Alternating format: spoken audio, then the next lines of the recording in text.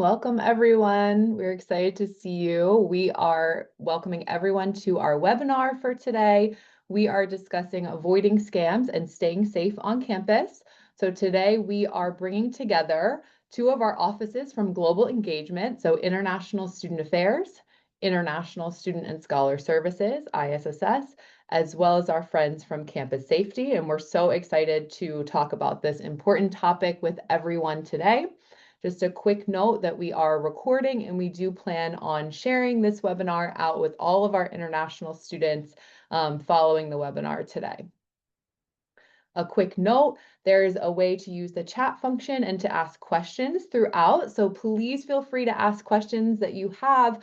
And we will, of course, like I said, we'll record this, but we will try to answer questions along the way. If we don't get to your question at the start, we will come back to it towards the end to make sure that we address it. So if you have questions throughout or any concerns, please feel free to email our office. So this is the ISA, International Student Affairs Office. Our email is intl@temple.edu, and we will get back to you after our session today. So a little bit about us. So International Student Affairs, so myself and our Assistant Director, Morena, are here. So we are the International Student Affairs team, and we are so excited to be here with you all. We'll talk a little bit more about our office later, but we are here to support all of our international students at Temple. So we do our student support side, cultural programming, leadership opportunities, as well as our one-on-one personal support. And this really falls into some of the support that we've been giving students, and we really help students with, their life at Temple and making sure that they, can address any problems and challenges that may arise. And so as we see issues, we want to make sure that they are addressed. And this is definitely one that we have been seeing. So there's contact information for both myself and Morena here. We also have our folks from ISSS. So we have Sanan, who's here with us today as well. And then, of course, our colleague Josh. So Joshua Nussbaum, who's the Deputy Director of Emergency Management, and you'll hear from Josh in just a couple of minutes, and he's going to take us through some important information on the emergency management side from Campus Safety. So there's a little bit of contact. So if you want to connect with any of us following today's session, you can definitely do that. We are absolutely here to help, and we want to hear any questions, that you all might have as well. So before I, ask, Josh to really get started on his presentation for us today, I wanted to open things up and just kind of talk a little bit about like, why are we hosting this webinar today, right? So of course, I'm sure this is not a surprise to anyone who is here in the US getting scam calls, getting scam texts, scam emails every single day. I was just telling my colleagues here that so far this morning, I've already gotten 2 scam calls. It is noon right now, so 2 calls before noon, and already a scam text as well. So that is just in one day. So I think many of us see this every single day. And we are seeing the number of students having issues are reporting. So we have already seen one student who has had a very serious situation that so far this semester where they fell victim to a scam and had a significant financial loss. And also it really impacted the student in terms, of kind of the psychology of getting caught up in the scam and the personal toll that was taken in addition to the actual financial loss, right? So we know it's more than just finances. It really can impact your sense of self. We had another situation just before the start of the year with one of our exchange students who was victim to an ICE impersonation call where the number of the Philadelphia Police Department was spoofed. And so it really seemed as though it was the actual number, even though it was not. And so these are just 2 that were properly reported to us, and we know that many others are occurring as well. And so we know it can be really hard to tell what is real, what is fake, as international students in the US. And of course, right now in our country, there's a heightened fear, right, of what is real and what could impact your status as an international student. And we know that that fear is very real, and we want to help you in understanding, what you can do to protect yourself so that you can avoid this and make sure you stay safe during your time at Temple and in the US. We also know that as technology advances, we're seeing more increased usage of technology, kind of the ease of traveling globally and sharing information, the increase of AI, right? The technology is getting smarter and it's harder to avoid. So we know this is going to be something that is going to impact our students more and more moving forward. So we want to be proactive with this as well. And then finally, we really care about our relationship with public safety at Temple. So we've worked very closely with our officers, our chiefs, our emergency management team over the years to really make sure that our students feel supported and know the resources. And so this is important for us to, connect and share and make sure that we're working together to really support you all. So that's why we are here today. So again, I'm going to turn things over to Josh, and he's going to walk you through what they're seeing on, the public safety side of things and kind of what they know about this. And then we'll turn it back over to our side. We'll talk about what we have all seen. Myself, Marana, Sanan, we work closely with students, right? We hear these experiences. So we'll talk a little bit about our offices and about what we're seeing and how you can really help protect yourselves. Okay, so I am going to turn things over to Josh now. So Josh, thank you so much for giving us your time and being here with us today. Oh, it's my pleasure. Thank you very much for having me. Good afternoon, everyone. If you're watching this live, if you're watching this recorded, thank you so much for tuning in. My name is Joshua Nussbaum. I am a deputy director here at Temple Public Safety. I'm also a student myself, taking some classes in the College of Education. So for my international students, I understand what it's like a little bit to be in class and have the assignments and everything. So I kind of can relate. I wear, multiple hats like you all do as well. Kind of bottom line up front, trust your instincts, trust your gut. If things don't seem right, they're probably not right. We had mentioned this earlier. She was sharing with us she had 2 spam calls already this morning. They're constant. They're coming on our work devices, on our personal cell phones, on home phones. I'm sure a lot of you, like me, you're getting these scam emails. Some of them are very, very convincing. So trust your instincts, talk to other people about this. You can always come to public safety. We are here 24/7. Hopefully you got a chance to write down, my email and my phone number as well. Reach out to me with any questions as well. So we're going to dive in. Again, as questions come up, please reach out and do our best. Cool. So we already talked a little bit about this. Like Leah said, scammers do seem to be targeting international students. It makes sense. It's really sad, right?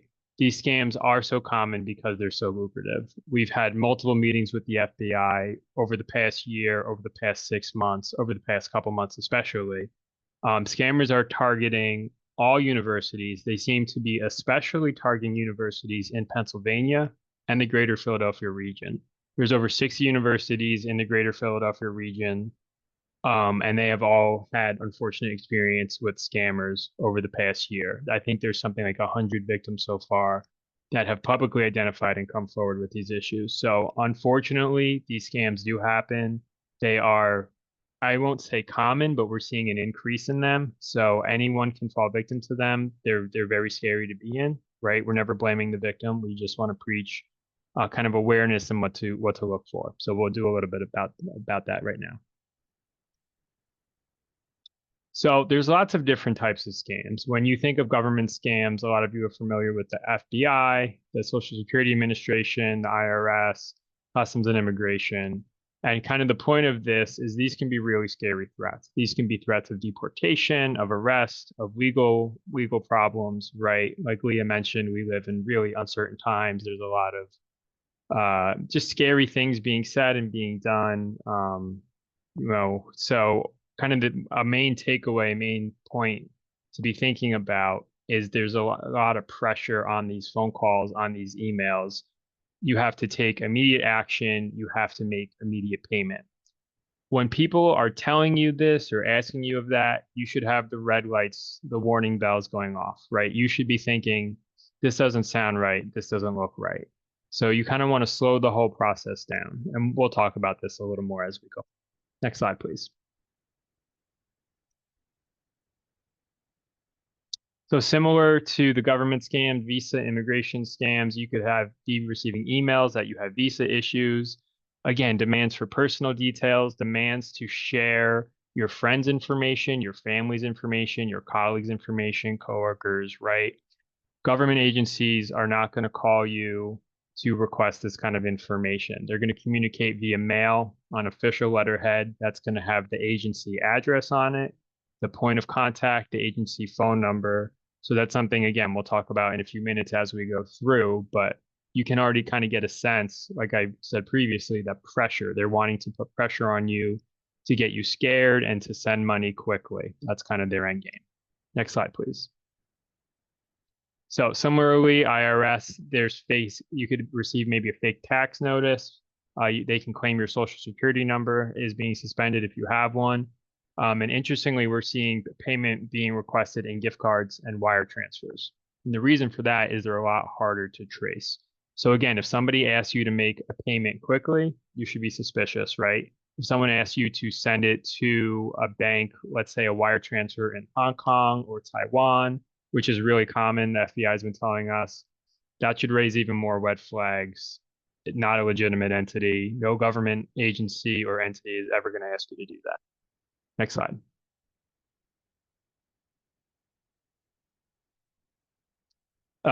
We've all gotten these emails, right? These advanced fee scams. Hello, I'm a Nigerian prince.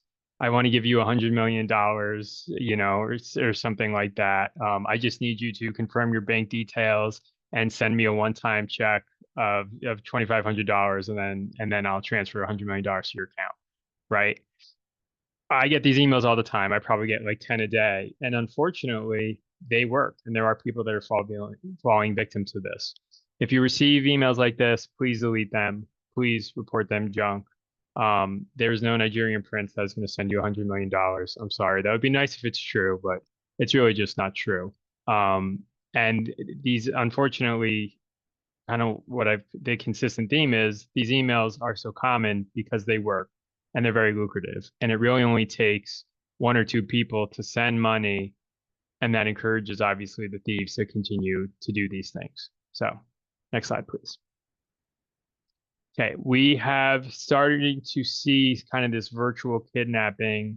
Scammers will claim they have possession of a loved one, excuse me. Maybe they've been arrested, maybe they're in jail, maybe they're being held until you make a ransom payment immediately. I was actually the foreman of a jury on a case, and this was kind of what happened with an older gentleman and his grandson. So I'm a little bit familiar with this. There have been Chinese students specifically that have been targeted in the greater Philadelphia area. This is something the FBI has open investigations on and takes very, very seriously, thankfully. But this is a very scary situation. We understand that.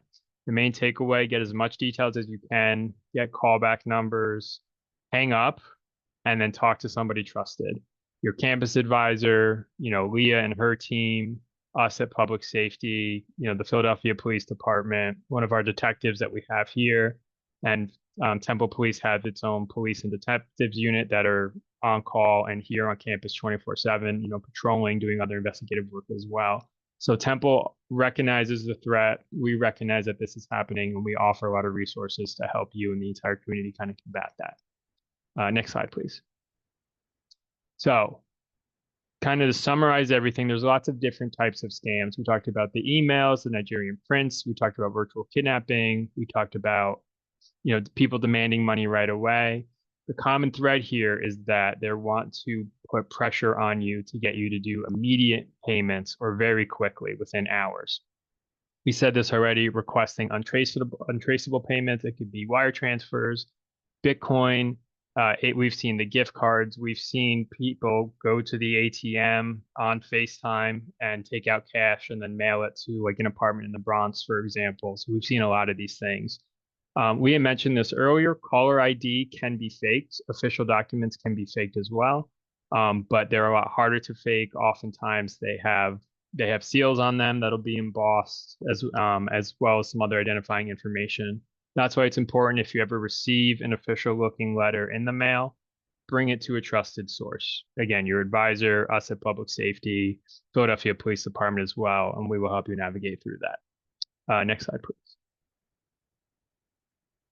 Biggest thing here is do not respond right away. If you receive an email, if you receive a phone call, if you receive an official government, especially on the phone calls, ask for a callback number and then hang up the phone. True story. A couple weeks ago, one of my coworkers got a phone call from someone claiming to be a representative of her bank and was going through some false charges. And my coworker had a funny suspicion that maybe this wasn't real. So thankfully, she said, "Hey, let me call you back in 5 minutes. Let me verify my information. What's the best phone number?" And the person at the bank says, "Oh, we don't really have a phone number to call us back at." Immediate red flag. She immediately hung up the phone, came into our office, and and our detectives were able to kind of start an investigation on that. So these things happen even to public safety personnel. We're not special, right? I mentioned where you get the emails and the phone calls everyone else gets, but my coworker did exactly the right thing. She had the feeling that things weren't right. She asked for the callback number. The person said, "We don't really have one." Every bank has a fraud department. They're gonna have a callback number, right? She totally did the right thing, hung up the phone, hasn't heard from him since.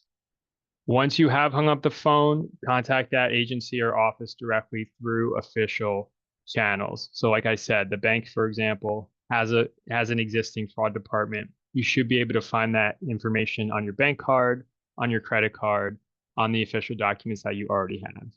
And then really important, please, please, please report this. The more it gets reported, the more resources that we can bring to bear as a university, as a city, including our federal partners at the FBI as well. Temple takes safety very seriously. It's not just police officers patrolling, although that is an important part. I mentioned we have detectives working 24/7. We have over 1,500 cameras to help keep people safe and just an awareness of what's going on. We pay for about 200 hours of Philly police to be here every week. We work with all the three-letter agencies. A lot of them have headquarters here in Philadelphia as their Region 3 headquarters, trainings all the time, and we are here for you, including our international students. We love you. To be honest, you guys are really brave. So my hat's off to you for learning new languages and new countries and new customs, and that's great. We are here for you. You are never, ever bothering us. Please don't think anything is too big or too small to bring to our attention. We are here for you, and we will help you 100%. That might have been my last slide. Yes. Okay, perfect. I was going to say that I think there was a stay in touch. This is perfect. Yeah. So when we're telling students, right, to report to us, Josh, so what would you say is there a best way or an easiest way that they can, share if they are receiving something that is, they're getting one of these calls or they're, thinking that something is off? Yeah, thanks, Leah. Great question. So we're really fortunate at Temple. We have our own police department, which means we have our own dispatch center. Our phone number is up here, 215-204-1234. That you call that number, that will be picked up by one of our dispatchers. We have at least 3 in our dispatch room at all times, 2 dispatchers and a supervisor. Most of the time we have 4. They will help you with anything, explain who you are, explain the situation. You can stop by one of our 5 locations here on main campus. You can email us, police@temple.edu, oem@temple.edu. You can flag down an officer when you see them, right? You can call 911 and you'll get Philly police and kind of be routed that way. So it's a great question. And the answer is there's no wrong way to get in touch with us. Use any of the tools that we've just kind of given everyone, and we'll be more than happy to help. Thank you so much. And one other note, so if, unfortunately, if someone did fall victim to the scam, right, and so they kind of went through the process, what would you then tell them? So not just to report, oh, this seems, maybe a little bit concerning, but, I actually have given money and I'm, a victim at this point. What would they need to know about maybe the further reporting or like an investigation, anything that you would share there? That's a really great question, and thank you for that. So people that do fall victim, I want to say we are never going to blame you. We're never going to belittle you. We're sorry that happened to you. You know, really smart people fall victim to these things. It just happened. They're really scary. We understand that. You know, one of the reasons it's so important to report this, it's possible these people will try to contact you again to get more money out of you. So I mentioned earlier that was a jury case I was on. That's what happened with this older gentleman. He sent money. I think it was around $3,000-4,000, which is, you know, it's a decent amount of money. And then they actually followed up with him a few weeks later, asking for more money. The FBI was able to launch an investigation in that time and ended up arresting 6 people that we found guilty on on a host of charges. So that's kind of a best case scenario where we are able to get justice for people and, you know, and punish those responsible. But we want to know about it. We can leverage our detective resources, the resources of the city, the resources of the FBI. In some cases, we're able to trace money back. That's pretty rare. You know, to be honest, it's not common. But the more we're aware of it, you know, we can learn how the criminals are doing this, and then we can kind of beef up our systems, continue to do talks like this, and make people aware of what to expect. That's great. Thank you so much for sharing that, Josh. We really appreciate that. And we appreciate your kind words about international students as well, because we all feel that way, of course, you know, with our international community. You know, so thank you for sharing that, and also for the note, I think, about the justice and the follow-up. I think sometimes the scams can feel like a faceless crime, right? It's like, oh, people just get away with it, but to actually know, right, that there are these investigations, there are follow-ups, there are people being, you know, held accountable, I think is really, you know, helpful for us all to know in this too. So yeah, thank you so much. Okay, so we're going to move forward, but I will, if we might call on Josh again for his expertise, of course, here. But we want to talk a little bit about, you know, some of what we're seeing, and we're going to go into a little bit further of a little bit more on the experience of one of our students with the kind of FBI case here, about what they experienced with the scam, and kind of dissect it a little bit, so you'll see kind of what to know. So a little bit about us. So Morena and I are the International Student Affairs Office. As I said at the beginning, we support our over 2,000 international students from all over the world. I think this year we hit 130 countries. So we get to do all the fun stuff, right? We create the family. We welcome our students at the start of the year. We do all of our events and our activities. We're there for you. You know, leadership and career development programs, advocating for student needs, you know, partnering with all sorts of offices on campus. But also then, of course, we're there in crisis times, right? So we work very closely with our Dean of Students office and the care team, and of course with campus safety as well. Our office serves in an on-call rotation with campus safety, and provides additional follow-up and support to students going through challenging situations, like being the victim of a scam. So this is something that we are absolutely here to do, and here to support as well.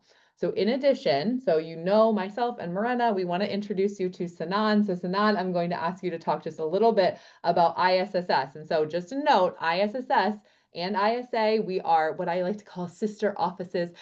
So we are under the same umbrella. So we're part of Global Engagement, which has about 10 different offices in it, and lots of different things going on to support international education and engagement. So I'll let Sanan talk a little bit about what ISSS is.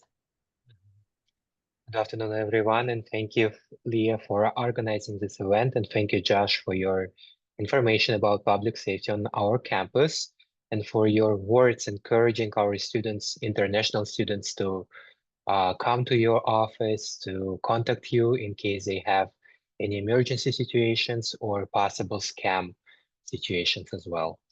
So my name is Sanan Badmaev, and I work for ISSS, which stands for International Student and Scholar Services at Temple, Global Engagement Office, and I work as an immigration advisor here at our ISSS office.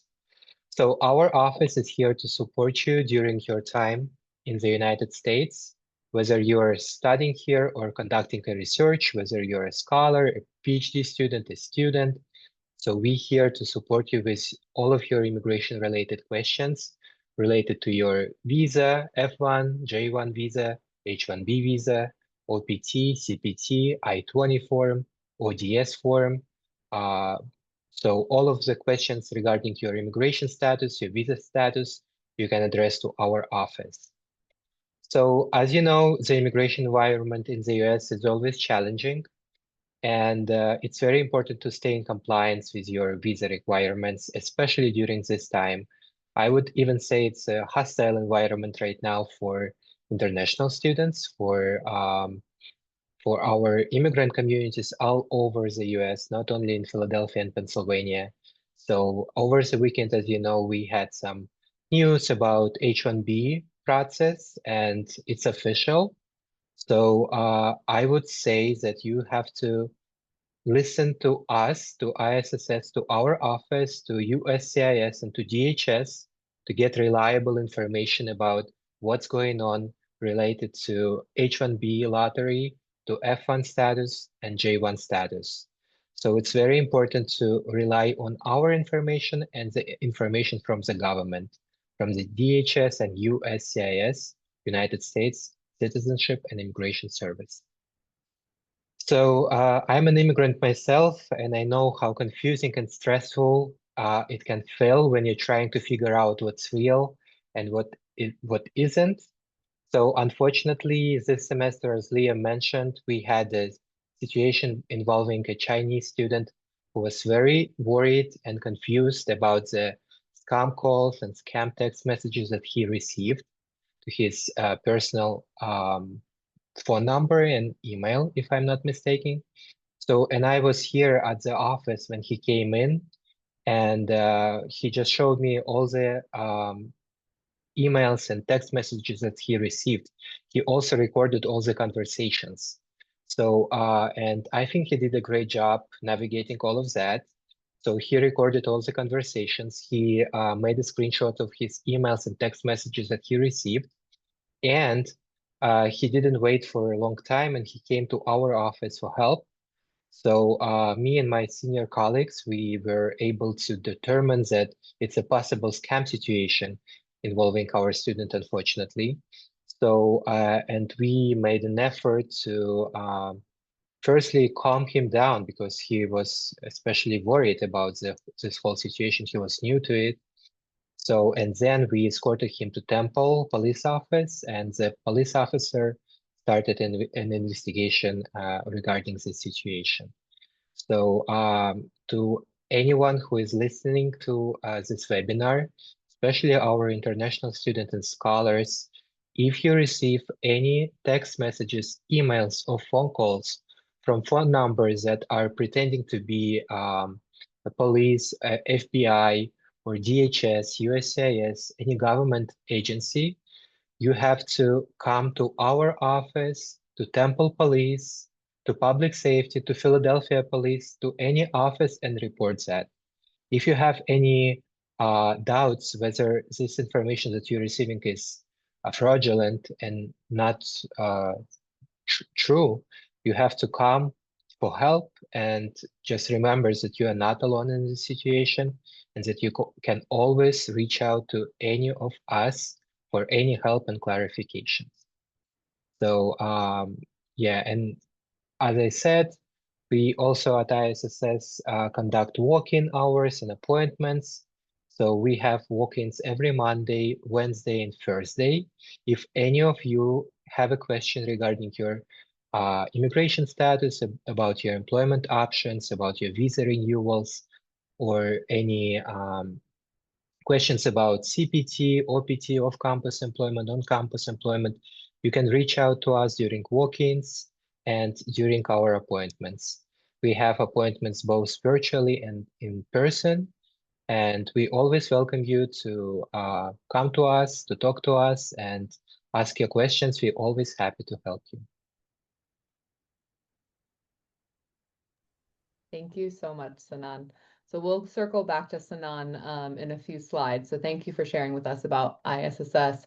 So I think you're hearing through, all of our sides over here. I think this is the message, and we'll reiterate this at the end, is that, you can report to a variety of places, right? You can report in all of our offices to any of us, and no matter who you report to or where you end up, we will connect with the right people to make sure that you are supported, but we want you to reach out to us. I think that's the a core message, of course, that we're putting out through this. So thank you, Sanan, for reiterating that.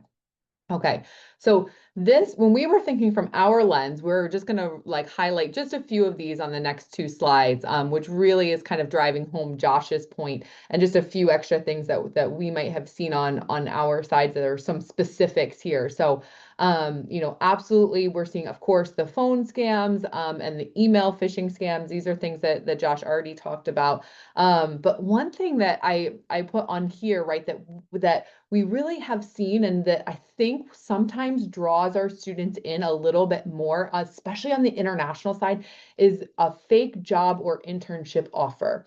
At one point, Morena and I had multiple students reaching out to us about this, and they thought, oh, well, I'm applying for jobs internally at Temple, and I'm uploading my resume onto, you know, kind of the careers tab on, you know, with Temple's site. I'm working with Handshake. And so we had a student, I think it was last year or the year before, who had this happen of having an offer letter just come from someone. And so they were actually searching for an on-campus job and then got this extra letter.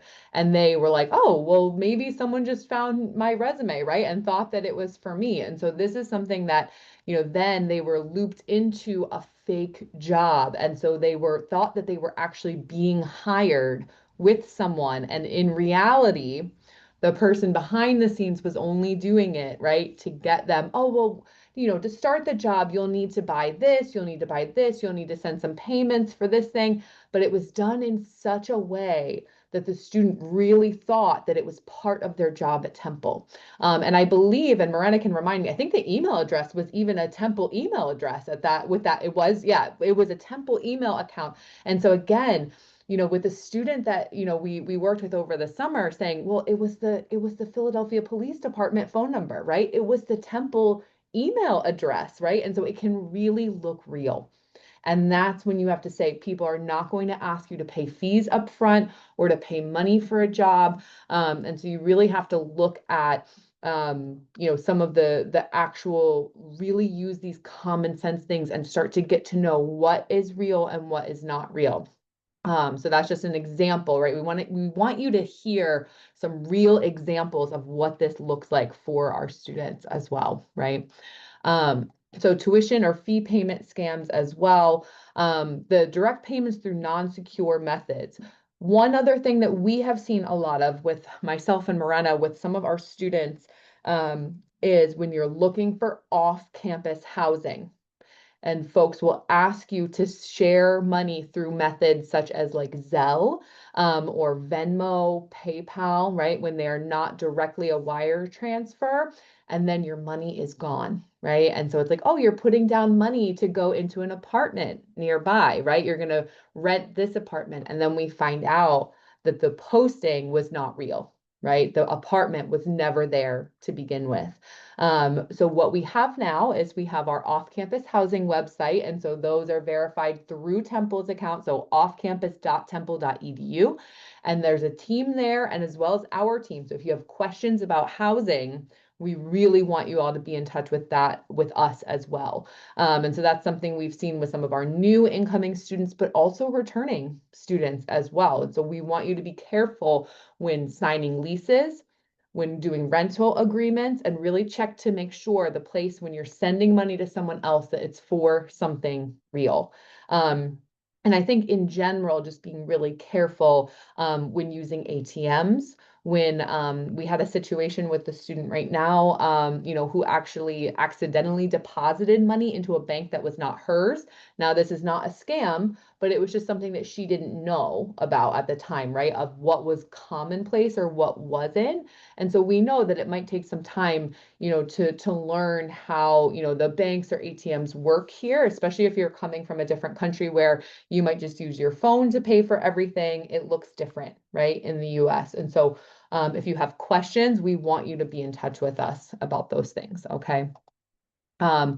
Bank impersonation scams, you know, scammers might pretend to be from your bank. This is exactly what Josh was talking about earlier, asking for your bank details. Fake group chats and text messages, these are fines, especially, that's like I was saying, I got the text this morning. It's about a fine from something that doesn't exist. For me, I'm a little bit lucky because my phone number is actually connected to another state. And so I always know when it says something, my phone is from Massachusetts originally. So it says, oh, Massachusetts, DMV. And so I know because it's out of state. So I have an intel. But if you don't know, you think, oh my gosh, Philadelphia or Pennsylvania. Maybe I was driving, maybe I do have a fine, and you don't want it to impact your status. And that gets the fear going within you, right? So this is what we want you to question. Is this real, right? They're not going to text you about a fine. You will get a letter in the mail and it will be official. So that's something that is really different. So we want you to pay attention to those, the texts specifically. But yes, anything that is threatening legal threats, threatening your status, asking you to pay immediately, any unclaimed packages or cash refunds, right? Money's not going to magically kind of come to you. We definitely see that. So just know that the text, right? Your number will be out there. So just know that that's something to pay attention to. Phishing emails about rent, and then fake prize or lottery win. So again, the money is not just going to come to you. So you have to use common sense and know that that is going to be an attempt to get your personal information. So we want you to protect your personal information. In the US, we're really taught from a very young age to kind of protect your social security number.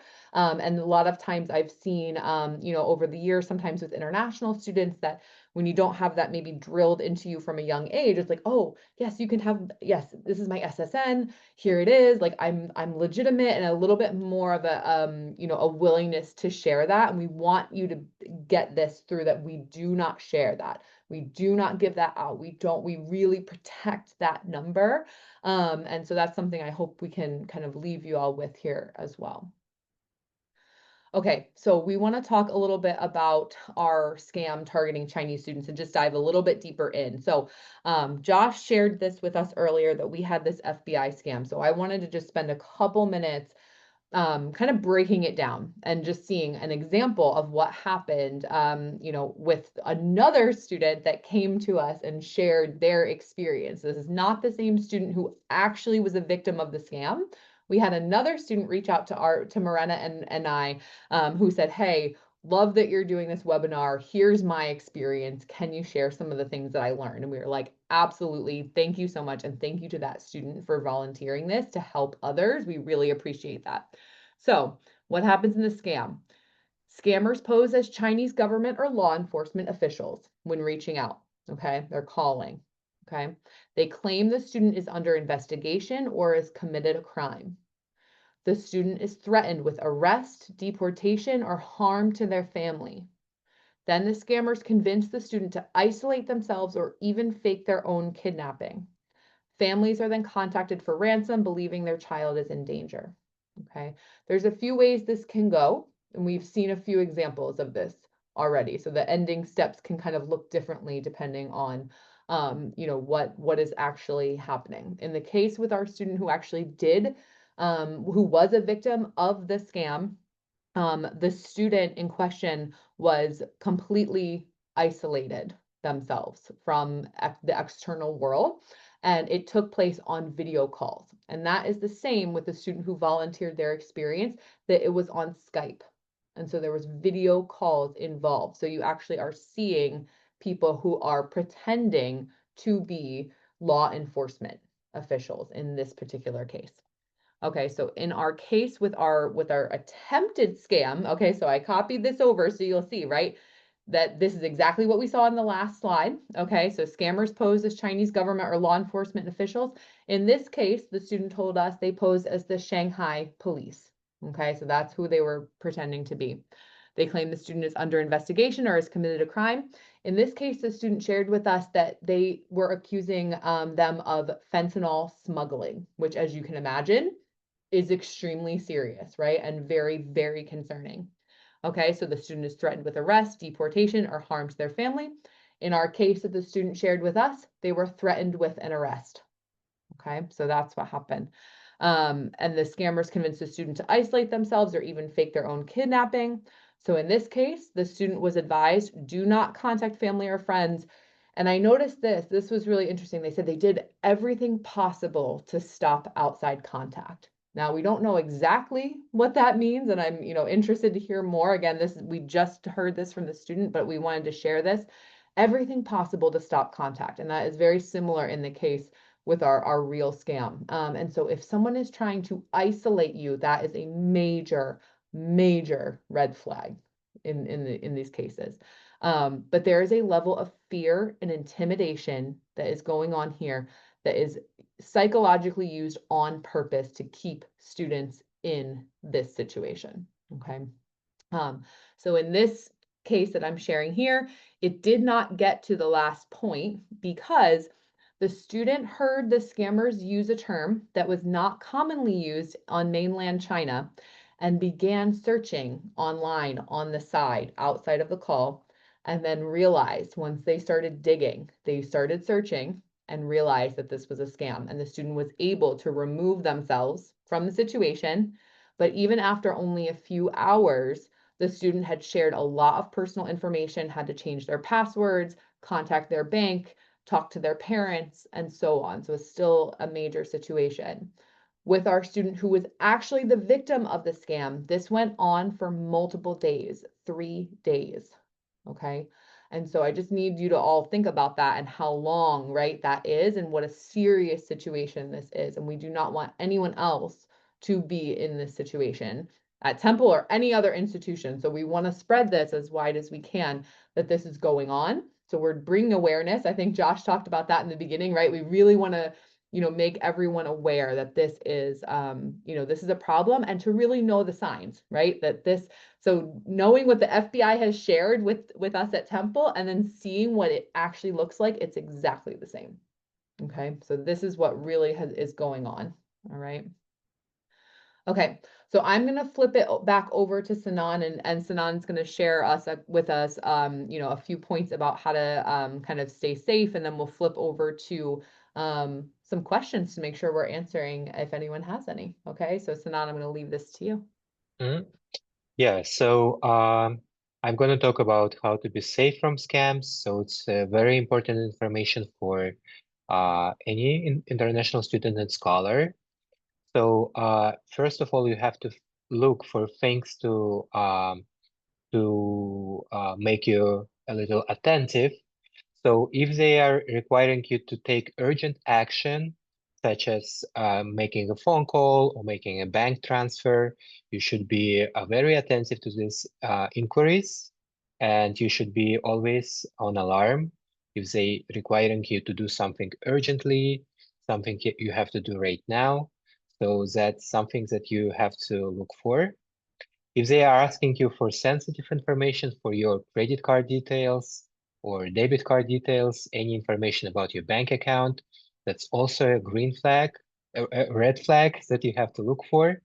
So don't ever give your personal information, sensitive information, as Leah mentioned, social security number, your account number of your bank account, any information related to your debit or credit cards.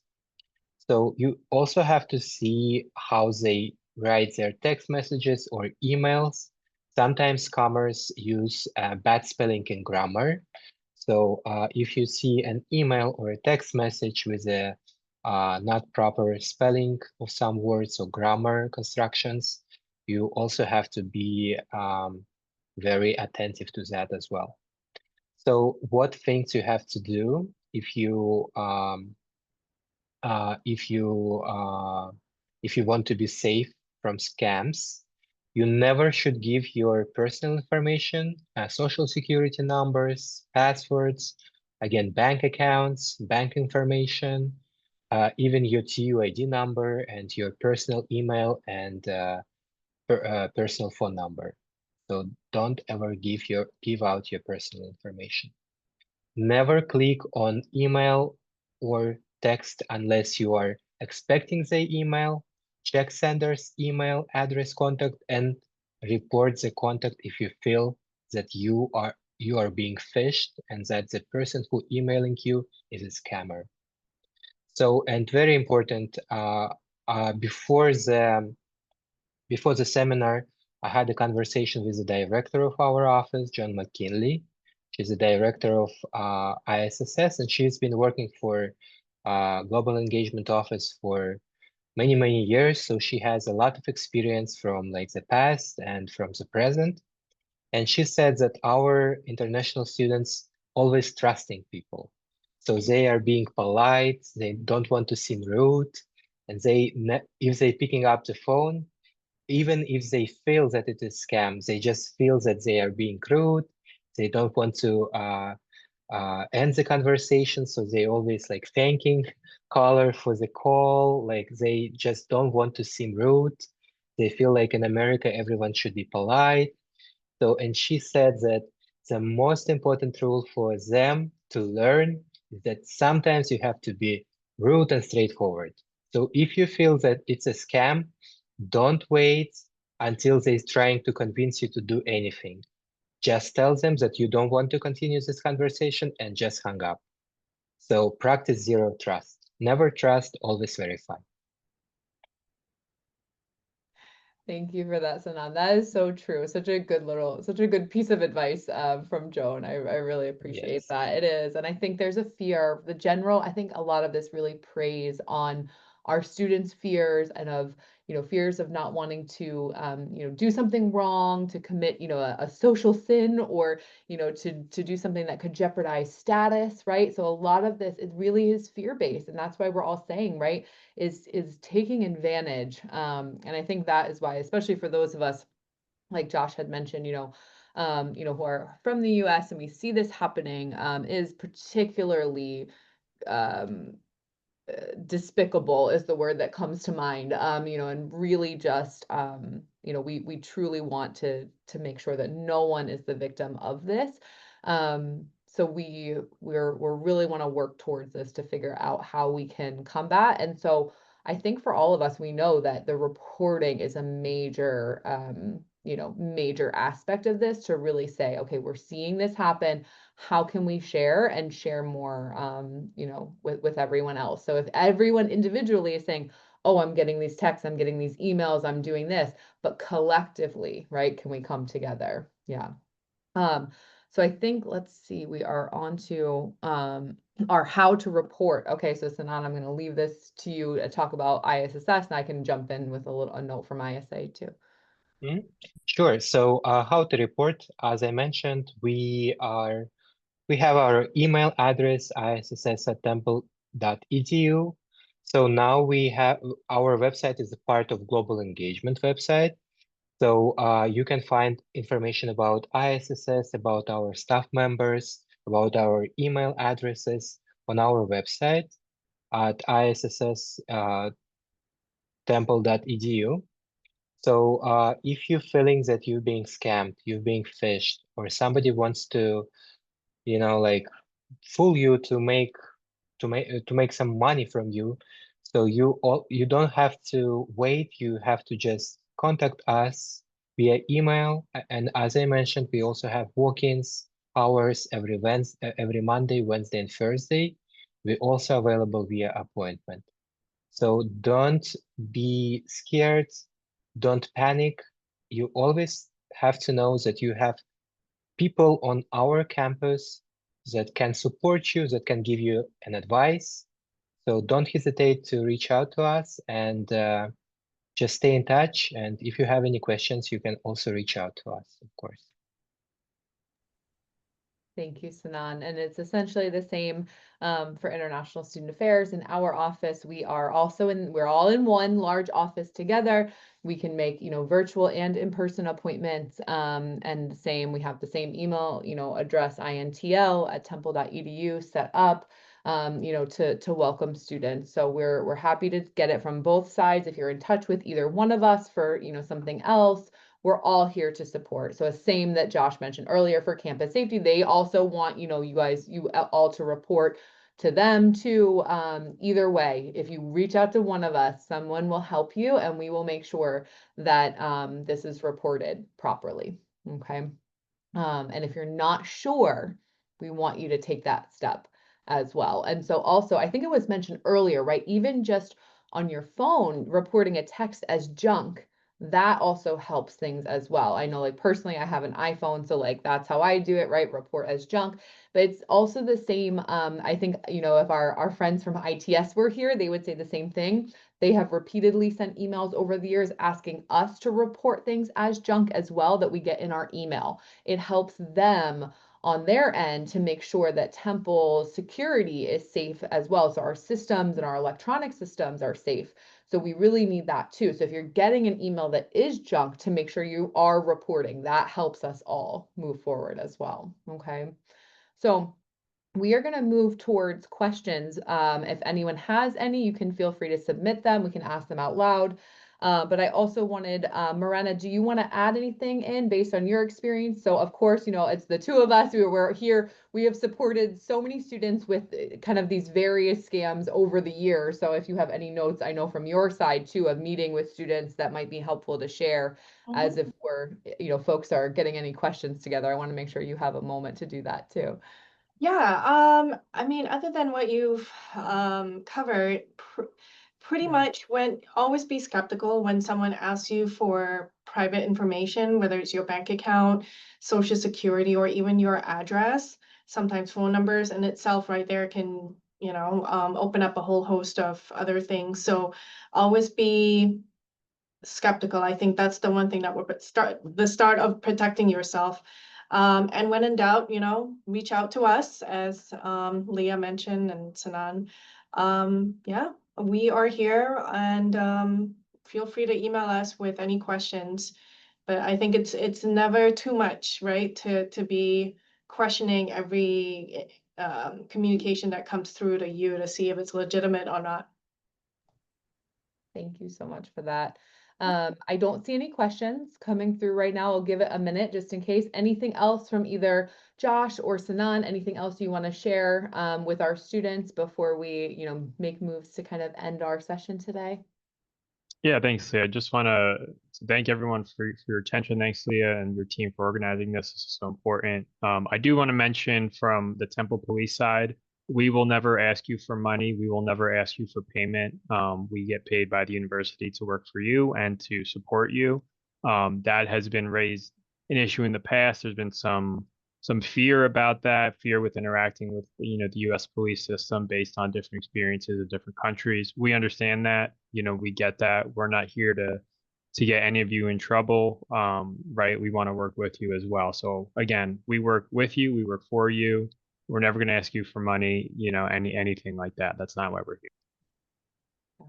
Thank you for that. It's really helpful. I think, you know, there's a question about, you know, our, you know, different countries, different cultures, right? A trust in the police, or is there fear, right? And I think we all want to also show as much as we possibly can what a good relationship our office has with TUPD and with your whole team across the board, right? From everyone who works in the office to emergency management to, you know, our officers who are out there every day, you know, and we have seen a willingness and a care from our folks at campus safety here at Temple to really care for our international students, and we truly appreciate that. And so we are growing our partnership, and so from any student who's, you know, watching now or watching later, if you have questions, if you have additional thoughts about this, or you want more information, please know you can reach out to us.